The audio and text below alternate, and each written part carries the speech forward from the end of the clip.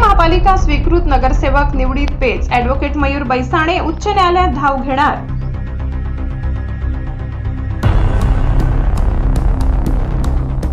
धुळे महानगरपालिकेच्या स्वीकृत नगरसेवक निवडीवरून आता मोठा कायदेशीर पेच निर्माण होण्याची शक्यता आहे। महापालिकेतील स्वीकृत सदस्यपदांसाठी विविध राजकीय पक्षांकडून उमेदवारी अर्ज दाखल करण्यात आले, मात्र या प्रक्रियेला आता न्यायालयात आवाहन दिले जाणार आहे।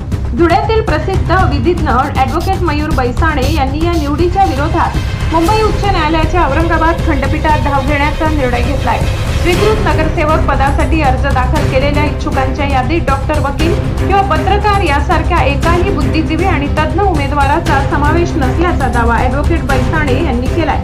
प्रशासकीय नियमानुसार विविध क्षेत्रातील अनुभवी व्यक्तींचा महापालिका कारभारात सहभाग असावा या उद्देशाने ही पदे भरली जातात। मात्र सध्याच्या अर्जांमध्ये अशा तज्ञांचा अभाव असल्याने नियमांचे उल्लंघन होत असल्याचे सांगत ही निवड प्रक्रिया रद्द करण्याची मागणी न्यायालयात करणार आहे। या कायदेशीर पावित्र्यामुळे राजकीय वर्तुळात मोठी खळबळ उडाली असून आता न्यायालयाच्या निर्णयाकडे सर्वांचे लक्ष लागले आहे। Bureau report, Dhule. सहसंपादक अनिल गोराडे। नमस्कार, मी ॲडव्होकेट मयूर मेघराज बैसाणे। काल धुळे महानगरपालिकेत एकूण 7 उमेदवारांचा स्वीकृत नगरसेवक पदाकरता नामनिर्देशन अर्ज दाखल करण्यात आलेला आहे। त्यामध्ये भारतीय जनता पक्षातर्फे 5, एमआयएम पक्षातर्फे 1 आणि शिवसेना राष्ट्रवादी गटातर्फे 1 असे एकूण 7 नामनिर्देशन अर्ज दाखल करण्यात आलेले आहे।